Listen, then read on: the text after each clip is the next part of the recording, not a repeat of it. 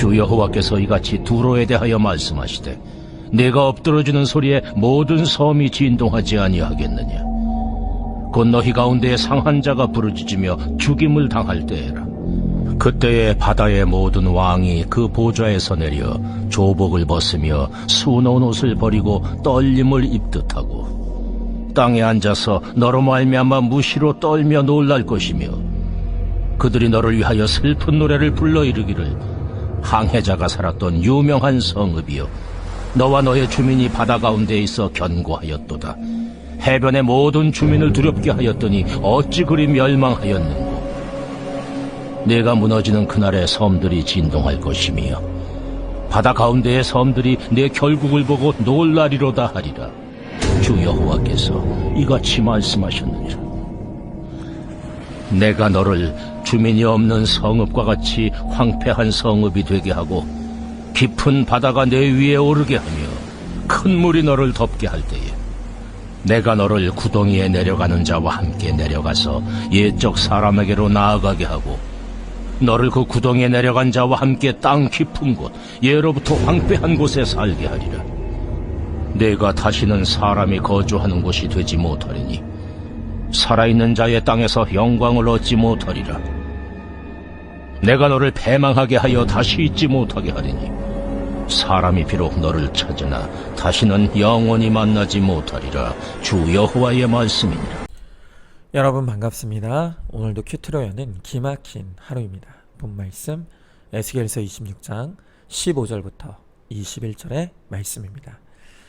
자, 오늘 하나님은 이 에스겔을 통해 두로의 심판과 멸망을 말씀하십니다. 왜 이 두로는 하나님의 심판의 대상이 되고 멸망당하게 됩니까? 오늘도 우리에게 주신 성령의 음성에 함께 귀를 기울이시기 바랍니다. 자, 먼저 이 두로의 부요함이 그들을 망하게 합니다. 자, 15절의 시작은 여호와께서 이같이 두로에 대해 말씀하시되로 시작이 됩니다.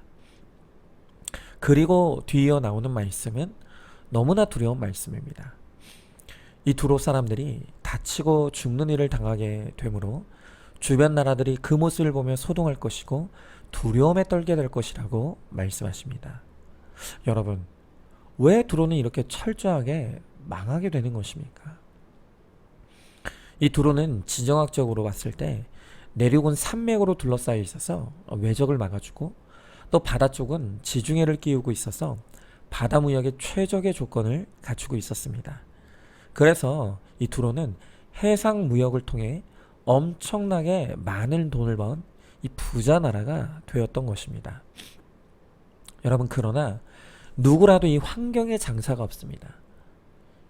이렇게 두로가 부가 쌓이고 명성과 힘을 얻게 되니 그것으로 극심한 악과 음란에 빠져들게 되었던 것입니다. 여러분, 당시 이 두로가 얼마나 음란했던가는 그들이 섬기던 신을 보면 알 수가 있습니다. 이 두로 사람들이 섬기던 신은 아스타롯이었습니다. 이 아스타롯은 사랑과 풍요의 여신으로 두루 사람들에게 두루 섬겨졌습니다. 자, 그런데 이 아스타롯 신을 섬기는 그들의 교리가 얼마나 음란한지 모릅니다. 그들은 믿기로 아스타롯이 다른 신들과 성관계를 맺은 뒤에 나오는 그 체액이 땅에 떨어지면 땅에서는 풍년이 된다고 그들은 믿었습니다. 그래서 이 아스타롯을 흥분시키기 위해서 신전에서 여사제들이 사람들을 유혹해서 성관계를 맺는 그것이 그들의 예배 방식이었습니다. 기가 막히죠. 여러분, 이렇게 이 두로의 사람들은 신의 이름으로 이 음란함을 합리화시키고 정당화시켰던 것입니다. 그런데 이렇게 악과 음란을 조장하는 우상을 이스라엘 땅에 들여왔던 사람이 있었는데 그가 누구냐 하면 바로 솔로몬이었습니다. 여러분, 이 솔로몬도 이스라엘 역사상 최고의 태평성대를 누리며 막대한 부와 명성을 누렸던 왕이죠. 그런데 이 솔로몬이 하나님의 은혜로 부와 명성을 얻기 시작하니 그도 타락하게 되는 것입니다. 여러분, 특별히 이 솔로몬이 얼마나 음란했습니까? 정치적인 이유로 이방 여인들과 정략 결혼을 했는데 그 중에 바로 이 두로의 여인도 있었던 것입니다. 두로의 여인은 솔로몬에게 시집 올 때 어김없이 이 아스타로 신을 가지고 들어왔습니다. 그리고 솔로몬은 그를 위해 아스타로 신전을 짓고 그것을 함께 섬기게 되면서 그도 더 깊은 음란의 악에 빠져들고 말았던 것입니다. 여러분, 이렇게 우리는 이 물질의 부유함이 두로와 솔로몬을 망하게 하는 것을 보면서 부와 명성을 추구하는 것이 얼마나 두려운 것인지를 반드시 깨달아야 합니다. 여러분, 이 세상에서 돈을 싫어할 사람은 아무도 없을 것입니다. 왜냐하면 돈만 있으면 이 세상에서 불가능한 것은 거의 없기 때문입니다. 그러나 돈이 그런 힘이 있기 때문에 돈이 우상이 되기가 십상이고, 또 이 부가 가져다 주는 힘으로 악과 음란에 빠져들기 쉬운 것입니다. 그러므로 우리는 함부로 나와 배우자 그리고 자녀들이 물질의 풍요를 가지게 되기를 함부로 구하면 안 되는 것입니다. 믿음이 없이, 그리고 통제할 힘이 없는 이 물질의 축복은 그 축복이 아니라 저주인 것입니다. 여러분, 그렇지 않습니까? 차라리 물질이 없었다면 평안했을 가정이 돈이 생겨서 서로 원수지간이 되어 부부간에 이혼하고 또 형제들끼리 유산 다툼 벌이는 일들이 얼마나 많이 일어납니까? 영적으로도 마찬가지입니다. 우리가 차라리 가난했으면 두랩돈을 들인 과부의 심정으로 하나님께 예물을 드리는데, 이 돈이 생길수록 욕심이 커지고 쓰고 싶은 것이 많아지니 오히려 하나님께 인색해지는 것을 저는 많이 보았습니다. 그래서 잠언서 30장 8절에서 아굴은 하나님께 구하기를 나를 가난하게도 마옵시고 부하게도 마옵시고 오직 필요한 양식으로 나를 먹이시옵소서 라고 구합니다. 여러분, 그렇습니다. 이 아굴은 물질이 솔로몬을 어떻게 타락시키는지를 똑똑히 보았습니다. 그것을 보면서 물질에 대한 두려움을 깨닫게 된 것입니다. 예수님도 주기문에서 우리들에게 가르쳐 주시기를 일용할 양식을 구하라고 말씀하셨습니다. 여러분, 월용할 양식이 아닙니다. 연용할 양식이 아닙니다. 하나님은 우리들에게 매일 필요한 만큼의 일용할 양식을 구하라고 말씀하십니다. 왜냐하면 부유하여 쌓아놓은 것이 많은 사람은 하나님의 은혜를 구하지 않기 때문입니다. 가난하기에 매일의 양식이 필요한 바로 그 사람이 하나님을 찾고 하나님의 은혜를 구하게 되는 것입니다. 그러므로 우리는 물질이 아닌 하나님으로 부유한 인생이 되어서 하나님이 우리를 거룩하게 하시고 또한 구원에 이르게 하시는 천국을 소유한 진정한 부자가 되는 오늘 우리 모두가 될 수 있기를 소망하시기 바랍니다. 자, 한번 질문해 봅니다. 내가 하나님을 믿는 믿음으로 얻고자 하는 것은 무엇입니까? 부를 얻기 위해 하나님을 이용하고 있지는 않습니까? 믿음 없이 주어진 돈이 우리를 악과 음란에 빠지게 한다는 것을 알고 있습니까? 돈이 없을 때는 11조와 헌금을 잘 드렸는데 오히려 소득이 많아지니 생색과 아까운 마음에 온전히 11조를 하지 못하고 있지는 않습니까? 하나님이 나의 소유와 상급이 되어서 하나님이 책임지시는 은혜를 누리시기 바랍니다. 자, 두 번째로 두로는 먼저 망한 이스라엘 보고도 깨닫지 못했습니다.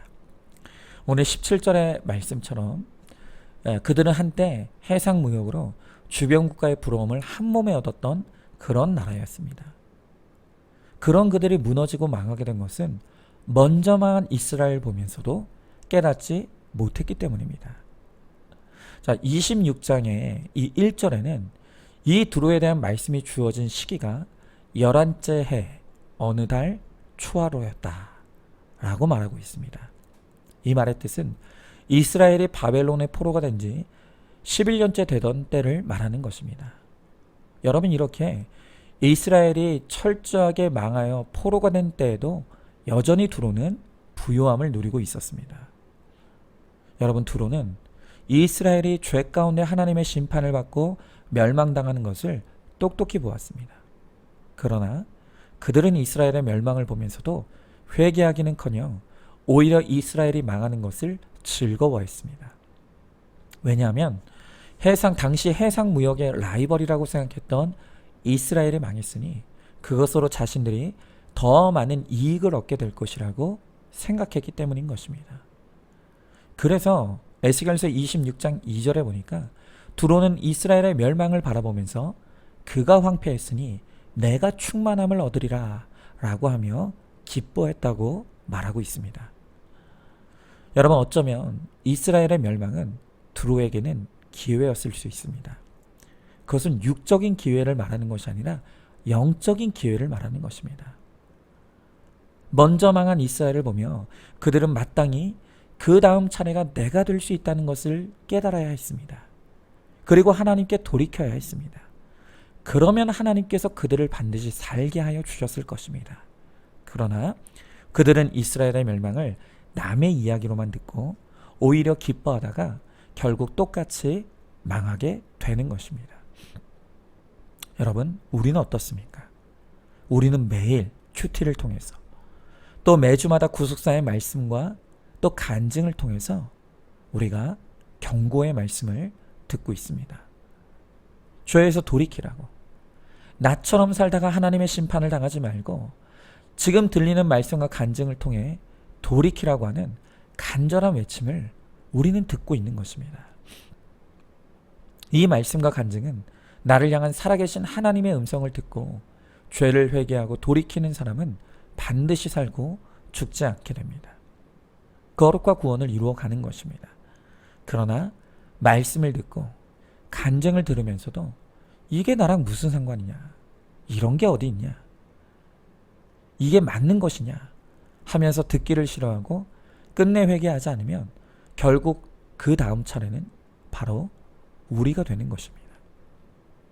그러므로 말씀이 있는 공동체에 붙어 있는 것이 최고의 은혜이고, 그 말씀이 나에게 주시는 하나님의 음성으로 듣는 것이 또한 최고의 축복인 것입니다. 날마다 큐티를 통해 우리에게 주어진 예배와 모임을 통해 나에게 외쳐주시는 하나님의 음성을 듣고 회개함으로 멸망에서 구원으로 옮겨지는 은혜를 누리시기 바랍니다. 자, 질문해 봅니다. 예배와 말씀에 사모함이 있습니까? 말씀을 들어도 깨달아지는 것이 없고 간증을 들어도 그저 남의 이야기로만 듣고 있지는 않습니까? 그 이유가 내 영혼의 문제라는 것을 깨닫고 있습니까? 말씀이 들리는 은혜가 최고의 은혜임을 깨닫고 그것을 구하시기 바랍니다. 자, 세 번째로는 땅의 심판을 당하고도 깨닫지 못하면 영원한 심판을 당하게 될 것입니다. 자, 이렇게 하나님은 먼저 멸망당한 이스라엘을 통해 경고하시고 또 말씀으로 경고하십니다. 그러나 끝내 회개하지 못한 두로는 주전 4세기에 그 유명한 알렉산더 대왕에 의해 처절하게 멸망을 당하게 됩니다. 두로가 비록 경고의 말씀으로 깨닫지 못했지만 이 땅의 멸망을 당하는 사건을 통해서라도 돌이켰다면 하나님께서 이 두로를 살려주셨을 것입니다. 그러나 신약에서 보면 예수님도 이 두로와 시돈 땅을 저주하시는 것을 볼 때 그들은 끝까지 하나님께 회개하기를 거절하고 돌이키지 않았던 것 같습니다. 여러분, 그럴 때 오늘 하나님은 21절의 말씀을 통해 내가 너를 패망하게 하여 다시 일어나지 못하게 하나니 사람이 비록 너를 찾으나 다시는 영원히 만나지 못하리라. 이 말씀으로 그들에게 영원한 멸망과 심판을 선언하십니다. 여러분, 하나님은 언제나 죄 가운데 있는 우리들에게 충분하고 넘치는 기회를 주십니다. 하나님은 1차로 말씀을 통해 경고해 주십니다. 그러나 말씀으로 깨닫지 못하면 2차로 고난의 사건으로 우리를 경고해 주십니다. 그런데 그래도 깨닫지 못하면 그 다음에 3차로 하나님은 완전히 망하게 되는 자리까지 가게 하심으로 우리에게 경고하십니다. 여러분, 그러나 우리는 이것을 두려워하지 말아야 합니다. 도리어 이렇게 해서라도 우리를 영원한 심판으로부터 건지시려는 하나님의 사랑을 깨달아야 하는 것입니다. 우리에게 주어지는 어떤 땅의 사건도 아프고 망하게 하는 것이 목적이 아니라 영원한 심판을 피하게 하셔서 구원하시려는 것이 하나님의 목적이고 사랑입니다. 그래서 우리는 나와 내 가족 또 지체들이 망하는 한이 있더라도 영원한 심판만큼은 피하고 구원을 얻을 수 있기를 위해 소망해야 합니다. 자, 그런데 너무 마음이 아픈 것이 무엇입니까? 이렇게 끝없이 고난을 당하는데, 망하는 데까지 가는데도 깨닫지 못하는 사람들이 너무 많다는 것입니다. 이만큼 아프면 돌아올 법도 한데 정말 두로처럼 끈질기게 회개를 거절하는 사람들이 너무 많습니다. 여러분은 그들을 보면서 그렇게 끈질기게 회개할 줄 모르는 내 남편, 내 자녀들을 보면서 어떤 마음이 있습니까? 낙심이 됩니까? 포기가 됩니까? 여러분, 그러나 그렇게 낙심하고 포기하는 마음이 들 때 우리가 바라봐야 될 것은 바로 나 자신입니다. 나같이 죄인 중에 괴수 같은 인생이고 100% 죄인인 자격 없는 나를 구원하시고 변화시켜 주신 하나님을 믿기에, 나도 변화시켜 주신 하나님이라면 내 남편도 내 아내도 내 자녀도 구원해 주시리라는, 반드시 구원해 주시리라는 이 소망과 간절함이 있어야 합니다. 여러분, 우리가 구원받지 못한 사람을 보면서도 이 애통함과 간절함이 없다면 나는 여전히 온전한 회개를 이루지 못한 것임을 깨달아야 합니다. 내가 얼마나 악한 자인지를 깨달은 딱 그만큼 우리가 다른 사람의 구원에도 애통함과 간절함을 가질 수 있는 것입니다. 그러므로 우리는 여전히 돌아오지 않는 가족들을 보면서 전혀 애통함이 없는 나의 약함을 회개해야 합니다. 또 쉽게 포기하고 좌절하는 나 자신을 하나님 앞에 의탁해야 합니다. 나 같은 죄인을 살리신 하나님의 은혜가 있기에 그 은혜가 내 가족들에게도 임한다면 반드시 구원 얻게 될 것을 우리는 믿고 소망함으로 그들을 위한 수고와 헌신과 희생을 아끼지 아니하고 나의 수고를 통해 구원의 열매를 맺게 되기를 함께 기도할 수 있기를 바랍니다. 자, 한번 질문해 봅니다. 하나님이 지금 나에게 몇 단계의 고난을 허락하셨다고 생각하십니까? 나는 어느 단계에서 내 죄를 보는 회개가 이루어졌습니까? 나 같은 100% 죄인인 100% 죄인을 살려주신 하나님의 은혜에 대한 감사와 감격이 있습니까?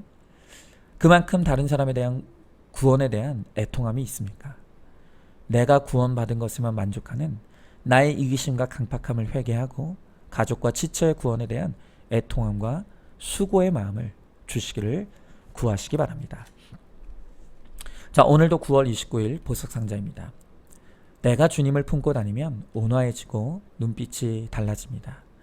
예수님 만나고 가장 달라지는 것이 눈빛입니다. 주님은 형편없는 나의 얼굴도 보고 싶어 하시고 눈물로 얼룩진 얼굴도 아름답다고 하십니다. 모든 사람이 안 믿어주는데 주님이 신뢰하십니다. 아멘. 오늘도 큐티로 기막힌 하루를 살아내는 하늘가족 공동체 우리 모든 성도님 되시기를 주님의 이름으로 축복합니다.